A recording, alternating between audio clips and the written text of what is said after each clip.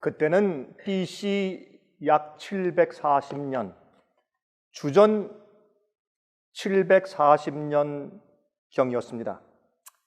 유대 나라가 큰 위기에 처해 있던 시기죠.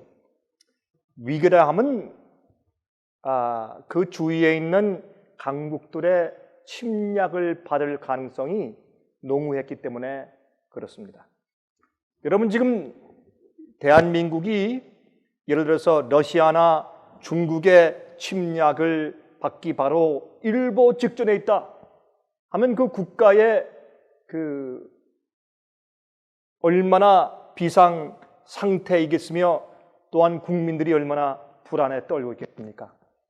그런 식으로 그 당시에는 아시리아와 애굽과 블레셋의 공격을 받을 그런 찰나에 있었습니다.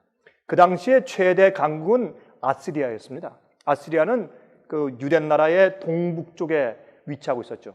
터키와 또한 그 동쪽 지역에 위치하고 있는 굉장한 강국이었고, 또 유명한 것은 그 군대들은 이 포로를 잡으면 가장 잔인하게 예우하는, 가장 잔인하게 취급하는 그런 사람들로 유명했습니다. 끌고 갈 때 혀에 갈고리를 이렇게 꿰어서 끌고 왔으니까 얼마나 잔인했습니까?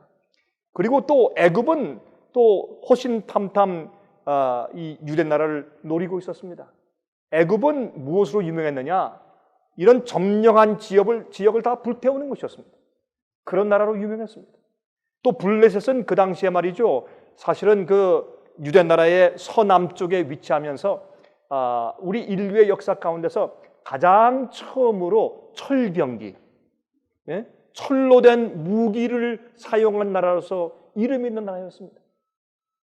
그래서 이 세 나라가 이 유대를 침공하기 위해서 굉장히 애를 쓰고 있었습니다.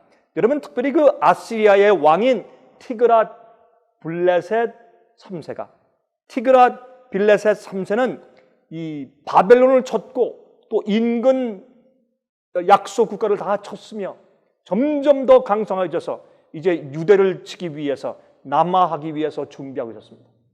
여러분, 그 당시에 이 소문이, 전쟁의 소문이 파다하고, 여러분 그 당시에 유대 왕이 우시야 왕이었는데, 여러분 이 우시야 왕은 어릴 때부터 왕이 된 왕이었습니다. 그래서 예루살렘에서 52년 동안 이제 왕으로 치리했던 그런 사람이었습니다. 우시야 왕이 그 소식을 듣고 이제 군대를 강성하기 시작했고, 또한 이제 활을 만들고 화살을 만들고, 그 다음에 이 검을 더 많이 만들고 방패를 만들고, 그렇죠? 그리고 활에도 이 불화살을 달 수 있는 그런 장치를 하고, 또 투석대를 만들고, 투석대는 높은 망대 같은 데인데 뒤에서 이렇게 쭉 당겼다가 던지는, 이런 다시 말해서 새총 같은 것인데 크게 만들었다고 생각하시면 됩니다. 그런 투석대를 만들고 군대를 30만 5천 명이나 늘렸다고 했습니다. 그러니까 그 당시에 유대 나라의 남자들은 거의 다 징병되어 가서 이제 군대에 참여했다고 해도 과언이 아니겠습니다. 30만 5천 명의 군대를 만들어 놓고 굉장한 이 위기 상황에 전쟁을 위해서 준비하고 있었습니다. 그런데 설상가상으로 이때의 그 유대 나라 사람들이 불안에 떨다가 도덕적으로 타락하기 시작했습니다. 사람이 위기에 접하거나 어려운 시련에 접할 때, 마음이 불안할 때 그것을 안정시키기 위해서 무엇을 하는가? 사람들은 여러 가지 일들을 합니다. 마음이 불안하고 초조할 때 하는 일들은 무엇입니까? 많이 먹는 것입니다. 또 무엇을 합니까? 어떤 것을 보려고 하는 것입니다. 잠깐 자기의 어려움을 좀 잊어버리려고 하는 것입니다. 또 무엇을 합니까? 말을 많이 합니다. 우리 교회 안에도 그렇죠. 조금 불안하면 무엇을 많이 합니까? 서로 말들을 많이 합니다. 전화를 많이 하고, 요즘에는 뭐 이메일을 많이 하고 채팅을 하고, 그래서 이 채팅을 많이 하다가 문제가 생기죠. 왜 사람들이 채팅을 많이 하는 줄 아십니까? 불안해서 하는 것입니다. 마음의 평화와 진정한 안정이 있으면 남에게 그렇게 의존할 필요가 없습니다.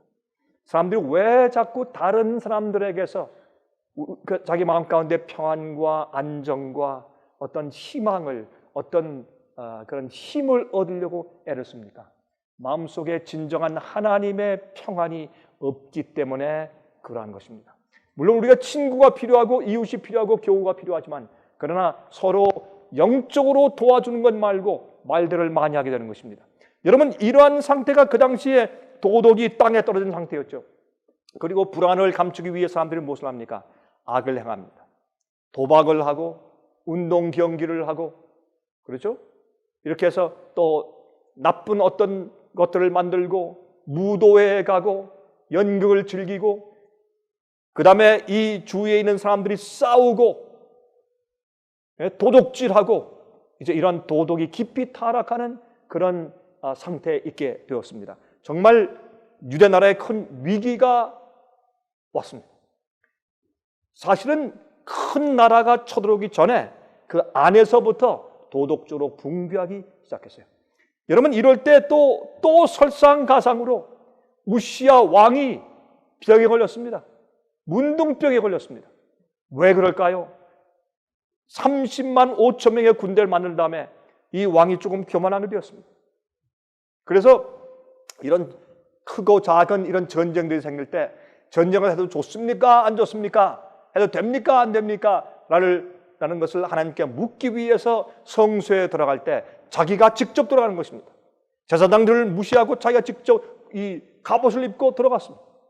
한번 하나님의 노여움을 받아서 하나님께서 그를 치셔서 문둥병이 걸리게 되었습니다. 그가 신음심을 앓다가 문둥병에 걸려서 그만 죽고 말았습니다. 여러분, 이러한 위기 때에 도덕은 땅에 떨어졌고 왕은 하나님께 침을 받아서 문둥병에 걸려서, 그것은 정말 죄의 심판의 상징인 그런 병이 아니었습니까? 그 병에 걸려서 쓰러져 죽게 되었습니다. 이때에 온 나라가 패닉 상태였습니다. 두려웠습니다. 어찌할 바를 몰랐습니다. 이제 52년 동안 다스리는 왕을 잃어버렸습니다. 장군이 없고 전쟁할 지도자가 없습니다. 이러한 패닉 상태에 있을 때 젊은 제사장 이사야가 깊이 슬픔에 잠기게 되었습니다. 하나님이시여, 어떻게 하면 좋습니까? 이 나라와 이 백성들과 이 교회를 돌보아 주시옵소서. 하나님 무엇하십니까? 하는 그런 답답한 심정을 가지고 하루는 그는 성전에 들어갔습니다. 성전에 들어갔을 때 그는 무엇을 보았습니까? 그는 계시를 보았습니다. 여러분, 우리들도 개인적으로, 교회적으로 우리 미니스트리에 위험과 위기를 종종 만납니까? 그렇습니다. 어떤 때는 정말 앞이 깜깜한 그런 위기감을 느낍니까? 그렇습니다. 답답함과 슬픔을 느낍니까? 그렇습니다. 어떻게 남에게 설명할 수 없는 억울함과 마음에 참 표현할 수 없는 그런 깊은 시름을 느끼십니까? 그렇습니다. 저희와 함께 이 예배에 참석하시는 화면을 보면서 저희와 동참하신 여러분들이시여, 여러분 생애 가운데 어떤 위기감이 감돌고 있습니까? 경제적으로 망하셨습니까? 직장을 잃었습니까? 아니면 신앙적으로 매진하는데 가족의 핍박을 받으셨습니까? 친구들에게 버림을 받았습니까? 너무 억울한 일을 당하셨습니까? 여러분 생애 가운데 어떤 위기가 있습니까? 우리가 말을 못하지만은, 그러나 속에 있는, 차마 다 표현할 수 없지만은, 그러나 우리가 위기감을 갖고 사는 것입니다. 이 세상에 있는 모든 일들은 우리에게 위기를 줍니다. 특별히 우리가 주의 말씀과 진리를 위해서 살려고 할 때 마귀는 호시탐탐 우리에게 실망을 주고 넘어뜨리기 위해서, 발목을 잡기 위해서 우리에게 위기를 조장하는 것입니다. 그러므로 이 얘기는 옛날 BC 740년도에 있었던 이야기가 아니라, 우시야의 왕의 이야기가 아니라 바로 우리의 이야기고, 답답한 심정으로 성전에 들어가서 땅을 치며 기도하던 이사야만의 이야기가 아니라 여러분과 저의 이야기인 것을 기억하시기 바랍니다. 이 성경에 있는 모든 말씀들은 이 특별히 마지막 시대에 살고 있는 우리의 경계로 기록된 것을 우리가 이해해야 할 것입니다. 저는 이 말씀을 연구하면서 오늘 여기에 이사야 6장에 또다시 나를 위한, 또다시 우리를 위한 하나님의 위로가 있고 주님의 치유 방식이 있으며 하나님의 능력이 있다는 것을 제가 발견하게 되었습니다. 제가 그래서 이 제목을 위기를 위한 용기라고 제가 이 제목을 붙였습니다. 이사야 6장에 있는 말씀을 읽어보겠습니다. 1절부터 7절까지 있는 말씀을 제가 읽겠습니다. 이사야 6장 1절부터 7절입니다. 우시야 왕의 죽던 해에, 여러분 우리가 성경을 연구할 때 우시야 왕이 죽던 해에라는 글을 읽으면 우시야 왕이 누구였으며 그가 언제 죽었으며 왜 죽었으며 그 당시에 어떤 일이 있었기에 이사야가 이렇게 들어가서 기도했는가 하는 것을 연구해야 하는 것입니다. 그래서 여기에 말씀하기를 우시야 왕의 죽던 해에 내가 본즉 그가 예배하러, 아니면 예배하러 온 사람들을 도와주러 제사장으로 성전에 들어갔는데 그가 무엇을 보았다고 했습니다. 여러분, 그가 무엇을 보기 위해서, 계시를 받기 위해서 성전에 간 것은 아니었습니다. 그가 성전에 들어간 것은 그가 수백 번이었을 것입니다. 너무나 많은 횟수를 따라서 그는 성전에 들어갔을 것입니다. 제사장으로서 임무를 수행하기 위해서 자기 순번이 되면 거기에 갔을 것입니다. 그렇지 않아도 그는 계속해서 성전에 들어갔습니다. 그러나 그날따라 성전에 들어가서 아무 일도 없었는데 그날따라 그가 성전에 들어갔을 때 무엇을 보았다고 했습니다. 무엇을 보았을까요? 우리가 이사야의 눈을 통해서 우리도 이 장면을 같이 보아야 할 것입니다. 내가 본즉 주께서 높이 들린 보좌에 앉으셨는데 그 옷자락은 성전에 가득하였고, 갑자기 하나님의 보좌가 보이는 겁니다.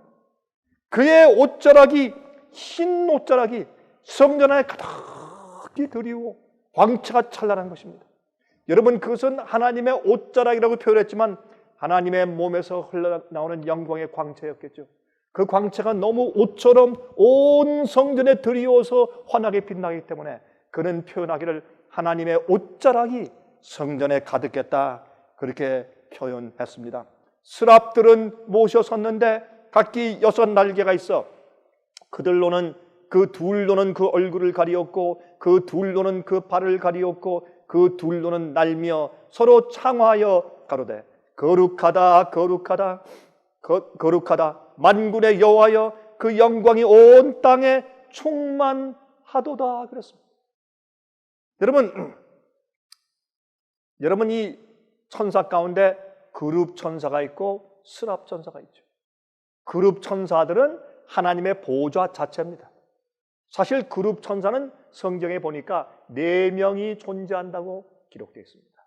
그래서 하나님의 보좌의 그 주위의 4생물은 그룹 천사였더라, 이렇게 에스겔 1장과 10장에 설명하기 때문에 그것은 4명의 그룹 천사가 있는데 하나님의 보좌를 만들고 있는 4생물이구나, 그렇게 우리가 이해하고, 정말 그들이 누구며 얼마나 아름다울지 하는 것은 우리가 하늘에 가서 살펴보아야 할 것입니다. 하늘에 가서 우리가 알고 배우고 보아야 할 것들이 얼마나 많은지요.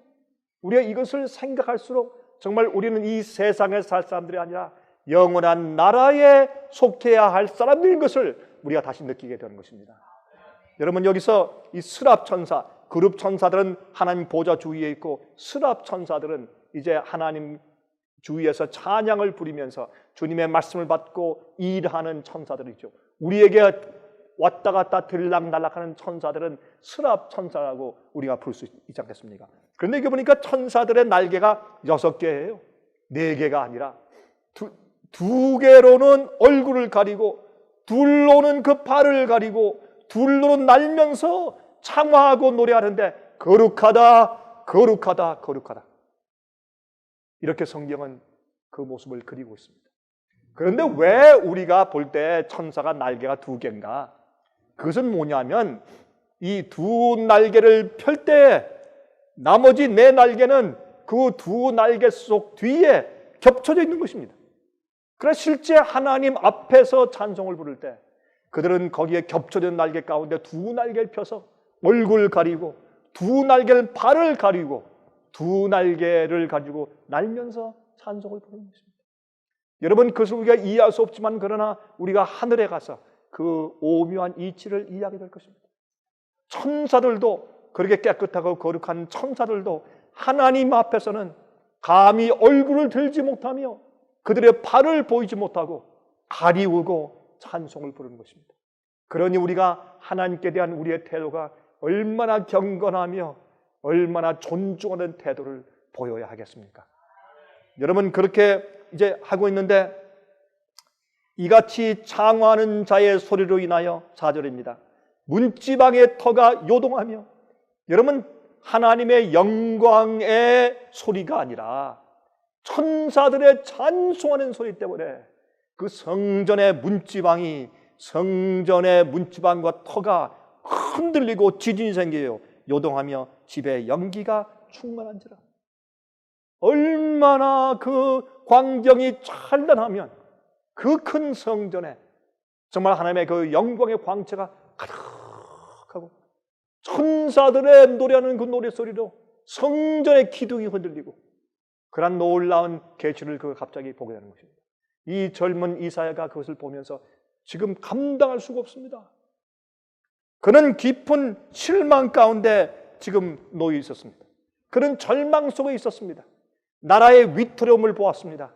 백성들의 타락상을 보았습니다. 왕이 하나님께 침을 받아서 정죄받아 문둥병에 걸려 죽는 모습을 보았습니다. 이제 희망이 없습니다. 하나님께서 메시아를 태어나게 하기 위해서 아브라함을 선정하시고 이렇게 오랫동안 길을 오신 이 나라가 패망의 길에 서 있는 것입니다. 이제 망하게 되었습니다. 이젠 희망이 없는 것 같았습니다. 이제 외적이 쳐들어오면 이 나라의 희망이 없어지는 것입니다. 그래서 그가 절망 가운데서 성전에 들어가서 그가 통곡하며 기도했을 것입니다. 그때 하나님께서 그의 눈을 열어서 보여주셨는데 하늘에서 보좌를 보여주셨습니다. 이것이 오늘날을 사는 현대 여러분들과 저에게 무엇을 의미할까요? 우리도 이런 계시를 볼 수 있을까요? 그는 왜 그 계시를 보았을까요? 하나님께서 지금 이 이사야에게 보여주신 이 광경의 내용이 무엇이며 의미가 무엇일까요? 우리도 정말 이런 위기 가운데 처해 있습니까? 그렇습니다. 여러분이 하나님을 위해서 전적으로 생애를 바치고 헌신해 보십시오. 세상에 다른 것은 보이지 아니하고 진리만을 위해서 꿋꿋하게 서서 그것만을 위해서 전파하며 하나님을 위해서 서 있어 보십시오. 그러면 이 세상에서 마귀는 자기의 최상 공격의 목표로 삼을 것입니다. 그러므로 이렇게 저렇게 무슨 일을 다해서도 넘어뜨리기 위해서 그가 애를 쓸 것이고 여러분은 위기 가운데 처할 것입니다. 무릇 경건하게 살려고 하는 자는 핍박을 받을 것이라고 했습니다. 그러므로 이 위기의 때 하나님께서 이사야에게, 다른 제사장들도 많이 있었습니다. 낙심하여서 우는 자들도 많았습니다. 정치가들도 있었고 또한 왕족들도 있었습니다. 대제사장도 있었습니다. 선지자들도 있었습니다. 그러나 하나님께서 용기를 주시기 위해서 그 위기 상황 때 해결책을 보여주시기 위해서 계시를 나타내 보여준 사람은 다른 사람이 아니라 선지자 이사야였습니다. 여러분, 이 시기에, 이 위기의 시기에 주님의 진리의 횃불을 들고 담대하게 외치는 자들이 적은 시대에, 그러한 교회가 적은 시대에, 그러한 무리들이 적은 시대에 그러한 자들을 표적 삼아서 마귀가 치고 또 치고 또 치고 또 치고 또 정죄하고 또 문제를 일으켜서 넘어뜨리려고 하는 이 최대 위기의 때, 이 현대 위기의 때, 어떤 의미에서 BC 740년 전보다 훨씬 더한 이 현대 마지막 위기의 때 정말 하나님을 위해서 서 있을 종들이 있습니까? 하나님을 위해서, 진리를 위해서 생명을 바치며 꿋꿋하게 서 있을 그런 자들이 얼마나 있는지요. 여러분이 그런 자들에게 계시가 보여줄 것입니다. 하늘이 보여주는데 이 땅 위에 왕이 죽어서 보좌가 비어 있을지라도 교회 지도자들이 타락하여 그 지도자들의 자리가 실제적으로 비어 있을지라도 정말 이젠 희망이 없고 누가 정말 마지막 현대 진리를 마칠 것인가? 누가 마지막 11시 일꾼들을 불러들여서 마지막 늦음의 성령이 내리게 하고 마지막 천소의 외침이 가능케 할 것인가?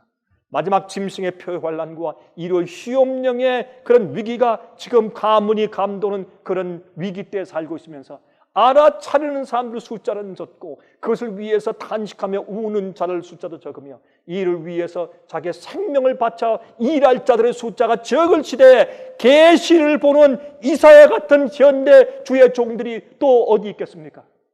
이런 자들을 찾아야 합니다. 그런 자들이 일어나게 하기 위해서 우린 기도해야 합니다.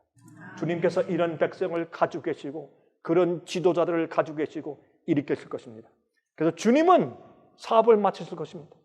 인간이 하는 것이 아니기 때문에 그러한 위기 상황 가운데서 이제 모든 것이 망하였다라고 손을 놓을 수 없는 그때에 하나님께서 이사야에게 무엇을 보여주시는데 그가 보니 하나님의 보좌가 높은 하늘에 들리웠고 천사들이 노래하는 정말 있을 수 없는 감동적인 장면을 그가 보게 된 것입니다. 5절에 이렇게 말했습니다. 그때 내가 말하되 화로다 나여 망하게 되었도다. 나는 입술이 부정한 사람이요 입술이 부정한 백성 중에 거하면서 만군의 여호와이신 왕을 배웠음이로다. 때에 그 스랍의 하나가 화저로 탄에서 취한 바 핀 숯을 손에 가지고 내게로 날아와서 그것을 내 입에 대며 가로되 보라 이것이 내 입에 닿았으니 내 악이 죄하여 졌고 내 죄가 사하여 졌느니라 하더라. 제가 이 말씀을 읽으면서 다시 한번 느끼는 것은 뭐냐면 전쟁 준비는 정결케 되는 것입니다. 마지막 시대에 하나님께서 이 세상에 바벨론의 세력과 마지막 전쟁을 치르기 위해서 군비를 이제 정비하셨는데 전쟁할 주의 군사들을 모으시고 주의 백성들을 준비시키시고 정말 육체의 병기가 아니라 영적인 병기를 갈고 준비시키시는데 무슨 일을 하시는가? 하나님의 보좌 밑에 있는 거기에 이 향단의 그 아래에 있는 그 숯불에서 하나를 가져다가 우리의 입술에 대야 합니다. 우리 입술에서 나오는 말들은 우리 생각들의 발로입니다. 내가 어떤 생각을 하고 있느냐에 따라서 내 입술에서 말이 나오고 혀가 움직여요. 그러므로 내 입술에 그것을 대는 것은 내 생각을 정결케 한다는 것을 의미합니다. 내 마음을 깨끗하게 씻는 것을 의미합니다. 그래서 하나님께서 어떻게 하십니까?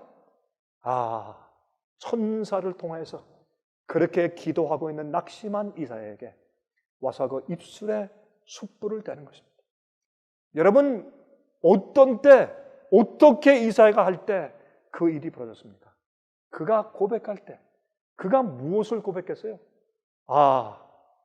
나는 망하게 되었다. 나처럼 이렇게 불순하고 입술이 부정하고 이렇게 악한 사람이 여호와이신 하늘의 왕을 배웠다. 어떻게 나 같은 자가 하나님을 배울 수 있겠는가? 그가 자기의 입장을 알면서 주 앞에 고백했을 때 하나님께서 그 숯불을 그 입에 대시고 그를 정결케 해주셨습니다. 여러분, 여기에 이제 그 입술에 숯불을 대시면서 말씀하시기를 이제 내 악이 제하여졌고 내 죄가 사하여 졌느니라. 여러분이시여, 우리가 마지막 전쟁을 위해서 준비하는 것은 우리 죄의 사함을 받는 것입니다. 죄의 용서를 받는 것은 그저 기록 속에서 죄가 지워지는 것을 말하는 것이 아닙니다.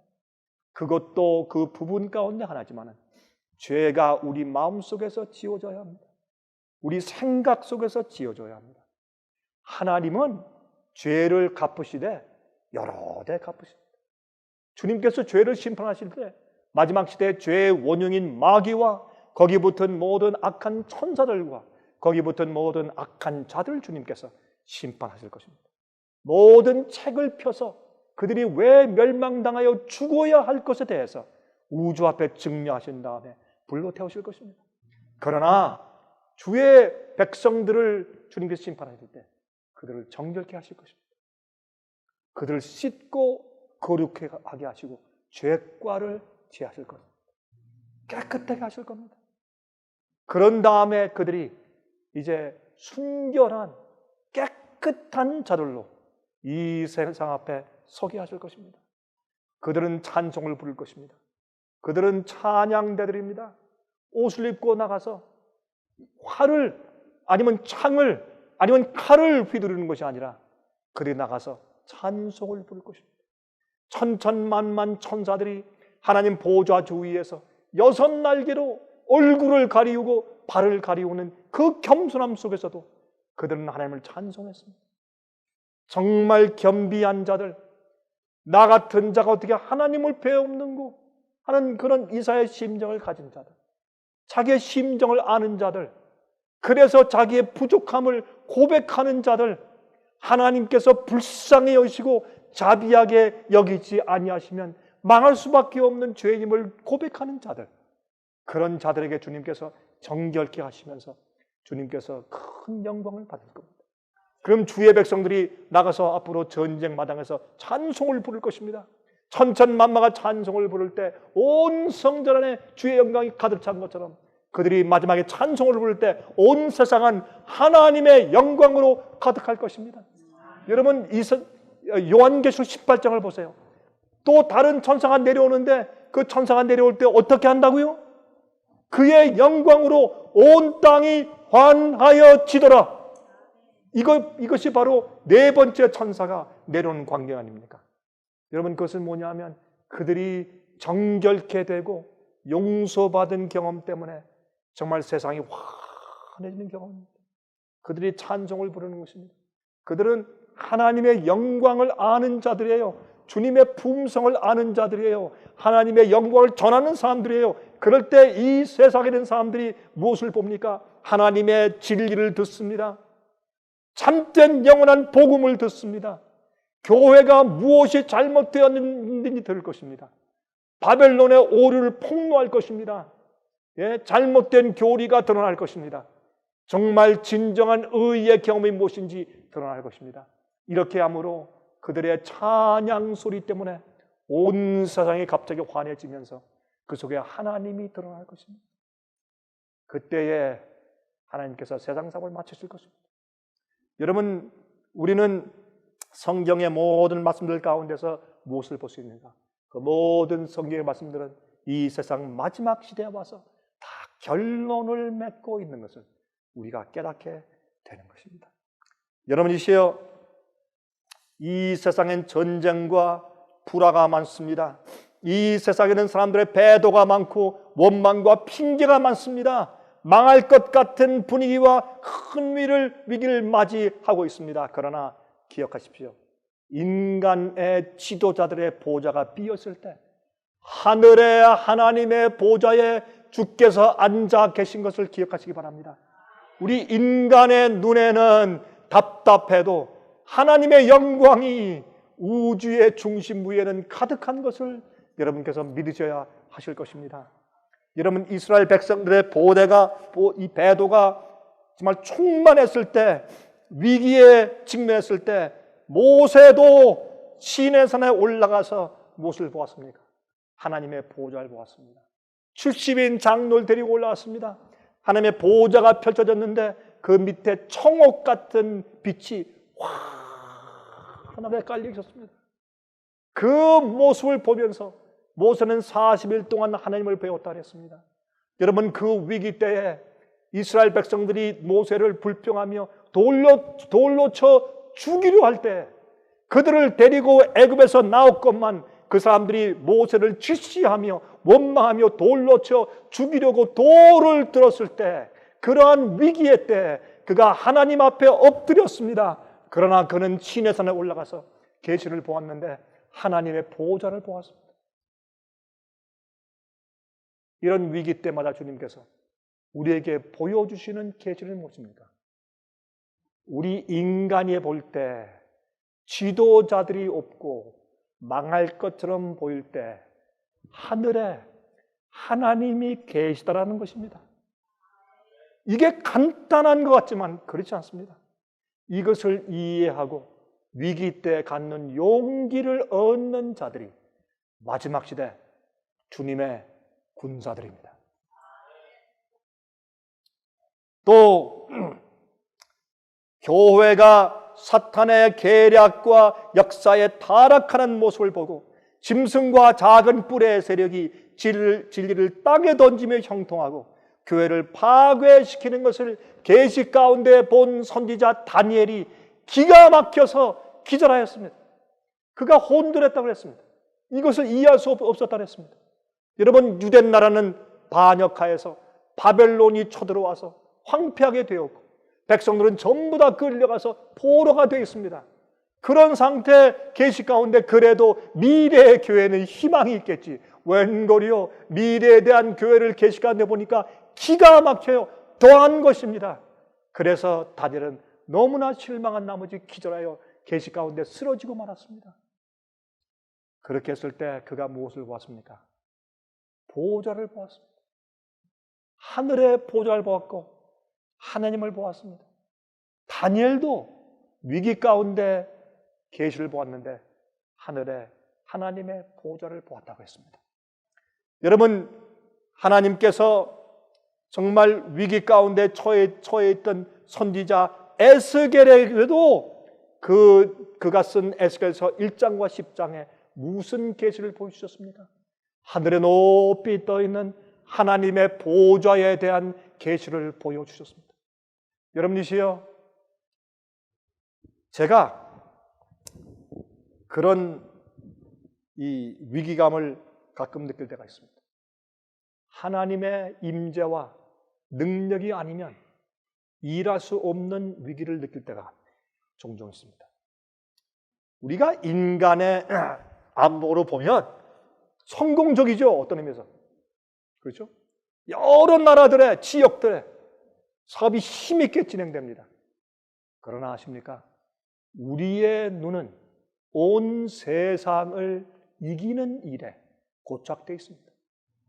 이 복음을 온 세상에 전파하는 일에 고착되어 있습니다. 한 교회를 세우는 것이 아닙니다. 한 지방의 복음으로 승리하는 일이 아닙니다. 온 세상에 복음이 전파되어야 되고 현대 기별을 전파해야 하며 주님께서 마지막 큰소리 외침을 하셔야 되고 그런 성령의 능력을 받기 위한 마지막 백성들이 준비되어야 하며 하나님께서 속히 영원한 복음 사업을 마치시고 빨리 이 땅에 재림하시도록 대로를 만들어야 합니다. 그러한 계획과 그러한 각도에서 세상을 쳐다볼 때 저는 어떤 때 앞이 깜깜함을 느낍니다. 마귀의 공격을 느낍니다.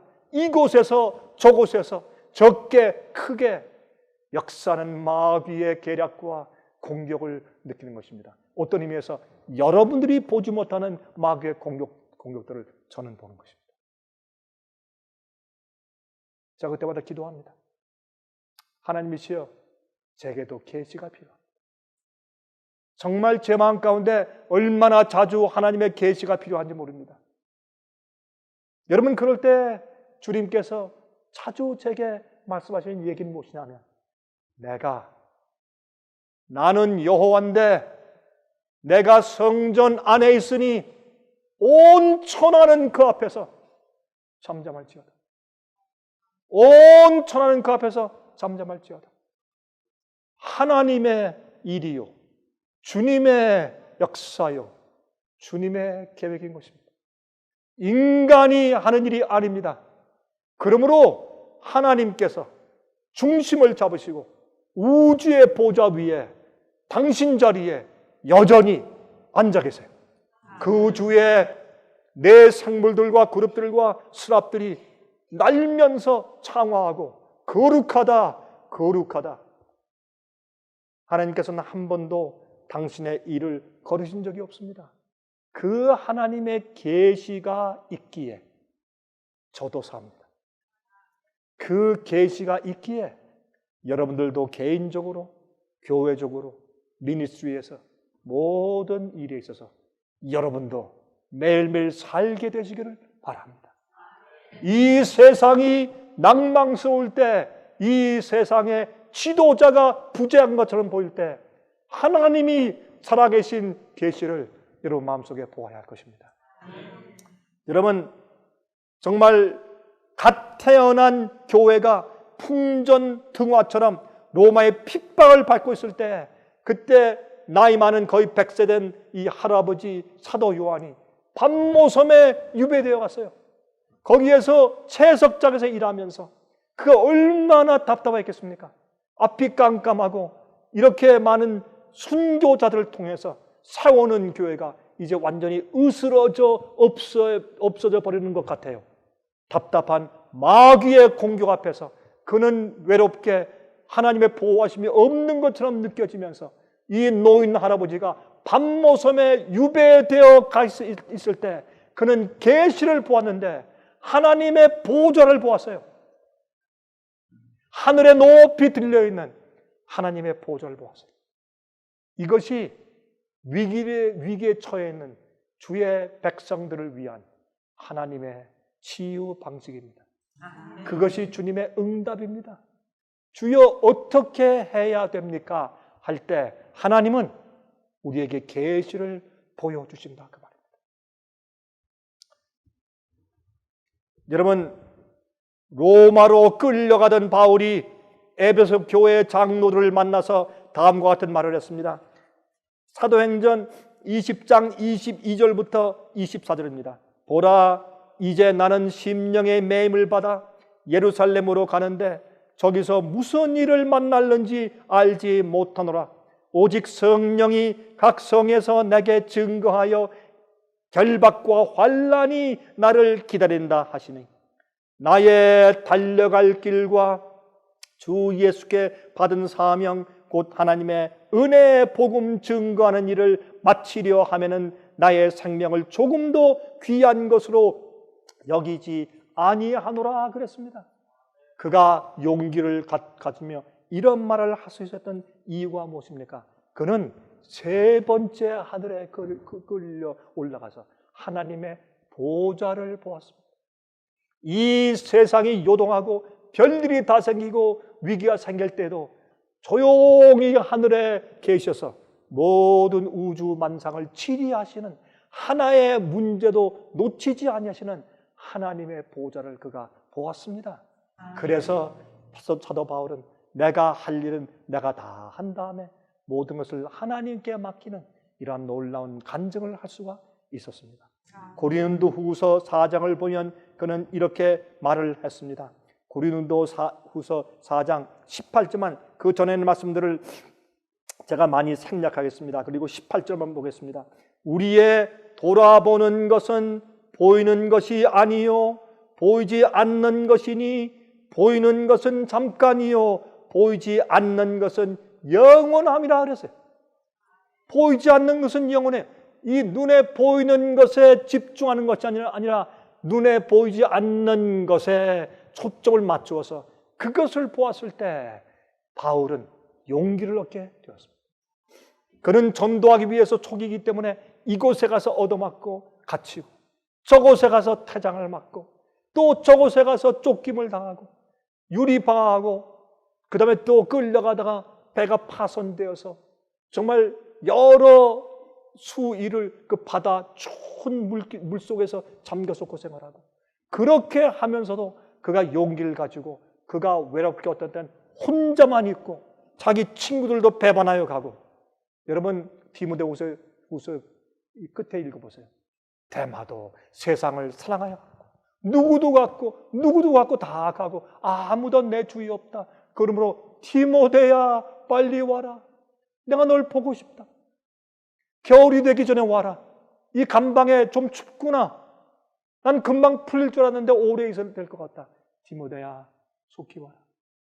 그럴 때라도 바울에게 용기를 준 것은 뭐냐면 하나님의 보좌에 대한 계시였습니다. 하나님이 살아계시고 역사하신다. 내가 죽어도 내가 없어져도 주께서 하시는 일에는 아무런 손상이 없을 것입니다. 왜? 주의 일이니까. 이게 간단한 말 같아도 여기에 대한 확신이 없을 때 우리가 주님을 위해 살 수가 없습니다. 이것이 바울의 비결이었습니다. 고린도 후서 5장 7절에 말했습니다. 이는 우리가 믿음으로 행하고 보는 것으로 하지 아니함이로다. 여러분, 보는 것으로 행하지 않고 믿음으로 행한다. We walk not by sight, but by faith. 눈에 보는 것으로 가지 않고 믿음으로 행한다. 이 놀라운 얘기를 한 사도 바울은 그 말을 할 당시에 그는 외로웠습니다. 그는 홀로 길을 갔습니다. 그러나 그의 이 놀라운 결과를 그가 볼 수 없었습니다. 그러나 눈에 보이지 않는 믿음으로 그는 전진했습니다. 여러분들도 개인적으로, 교회적으로 어떤 입장에 있든지 하나님의 보호자에 대한 계시를 바라보며 보는 것으로 걷지 않고 보이지 않는 믿음으로 걸으시기 바랍니다. 아멘. 그래야 우리가 정말 하나님께 속한 마지막 군사로 살게 되기를 바랍니다. 아멘. 여러분, 저도 그렇습니다. 저도 제 마음 가운데 그러한 계시와 그러한 믿음만이 제가 살아서 주의 일을 할 수 있게 붙드는 것을 여러분께서 알게 되시기를 바랍니다. 여러분, 지금 나훔 1장 6절부터 9절을 보면 거기에 지금 읽지 않겠습니다만은 니느웨에 대해서 니느웨가 멸망당할 것을 예언합니다. 여러분, 그 당시 니느웨는 아시리아의 수도였습니다. 그것이 곧 망한다 이렇게 얘기를 했어요. 이건 정신 나간 얘기예요. 이건 사람들이 저 광신이나 이렇게 할 얘기였습니다. 그러나 믿음으로 그것을 말했습니다. 나훔 2장 8절부터 13절을 보면 거기서 8절, 9절, 10절 한번 읽어보겠습니다. 니느웨는 예로부터 물이 모인 못 같더니 이제 모두 도망하니 서라 서라 하나 돌아보는 자가 없도다. 은을 노력하라 금을 늑탈하라 그 저축한 것이 무한하고 아름다운 기구가 풍부함이니라. 니느웨가 공허하였고 황무하였도다. 거민이 낙담하며 그 무릎이 서로 부딪히며 모든 허리가 아프게 되며 모든 낯이 빛을 잃도다. 그렇게 말했어요. 여러분, 이러한 계시를 나훔 선지자가 했어요.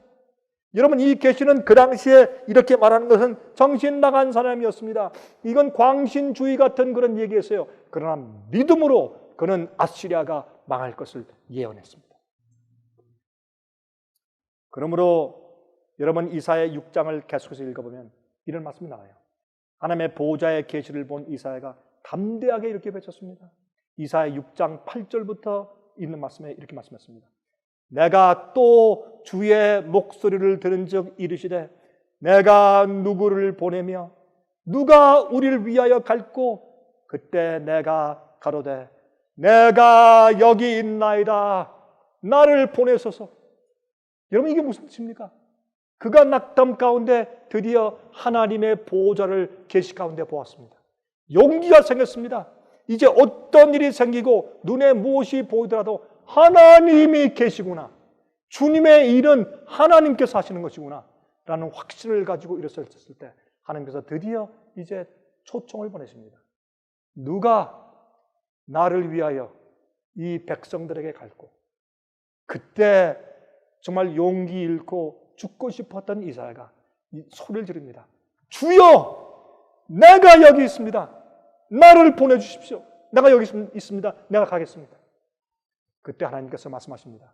너 이게 무슨 뜻인지 아니? 네가 가도 아무도 안 들을 거다. 아무도 춤추지 않고 아무도 이 성읍 안에서 내 말을 듣는 자가 없을 것이다. 영적으로 어두워져 있고 낭만 가운데 있고 부패하고 도덕주로 타락된 이 나라가 너의 음성을 듣지 않을 것이고 회개치 않을 것이야. 그래도 가겠습니다. 나중에 보면은 이제 이 백성이 다 눈이 감길 것이다. 이사야가 주여 어느 때까지입니까? 이 성읍들이 황폐하고 거미들이 다 없어질 때까지, 그때까지 이 백성들이 망할 것입니다. 망할 것이다. 그래도 이사야 가겠느냐? 내가 슬프기가 그지없지만 주여 그래도 가겠습니다. 어떤 때 전도라고 하는 것은 꼭 영혼들을 구원하기 위한 것만 위해서 있는 것이 아닙니다. 전도는 하나님의 기별이 다 한번 지나가서 통과하고 나면 심판이 지나가는 것입니다. 듣고 읽고 본 자들이 마음속에 결정하게 되는 것입니다.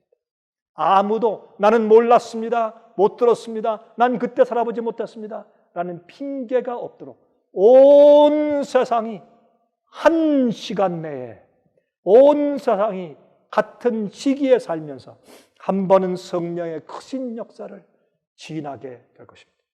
그 심판의 잣대 밑을 지나간 다음에 주님께서 다 이루었다 하실 것입니다. 그 어려운 시기에 누가 나를 위해서 갈고, 주님께서 누구를 기다리시냐 하면 하늘의 보좌에 계실 본자를. 그래서 용기를 내고 그 위기 때의 용기를 발견하고 주여 내가 여기 있습니다. 나를 보내주십시오. 결과 없더라도 나는 주님의 종이니 가겠습니다 라고 할 자들 주님께서 찾고 계시는 겁니다. 여러분들은 어떤 분들이십니까? 여러분은 무엇하기 원하십니까? 여러분의 삶에서, 생에서 무엇을 하길 원하십니까? 하나님을 위해서 무엇을 해드리길 원하십니까? 여러분, 저는 이런 생각을 가끔 해봅니다. 나는 내 생에서 하나님을 위해서 무엇을 해드릴까? 이 강병국이라는 사람을 심판할 때 하늘에서 강병국이라는 사람은 마지막에 하나님을 위해서 무엇을 남겨놓은 사람이다. 그렇게 심판할 때 무슨 말을 할 수 있을까? 내가 하나님을 위해서 무엇을 할 수 있으며 무엇을 남길 수 있겠는가? 사람은 죽지만은 그 이름은 영원히 남습니다. 어떤 사람으로 남을까? 여러분이시여, 주께서 이 시대에, 이 낭망스러운 국가들의 배도의 시대와 교회의 배도의 시대에, 사람들이 희희낙낙하거나 아니면 낙심되어 있는 이런 타락한 시대에 하나님께서 주의 종들을 부르십니다. 누가 나를 위해서 갈고, 그때 여러분들은 진심으로 깨닫고 이게 무슨 주님의 초청인지를 알고 하나님께서 살아계신 보호자를 보았기 때문에 내가 여기 있습니다, 내가 가겠습니다, 그런 얘기를 할 수 있습니까? 성령의 감동이 우리 마음 가운데 그런 말을 할 수 있도록 도와주시기를 간절히 바랍니다. 아멘. 기도하겠습니다.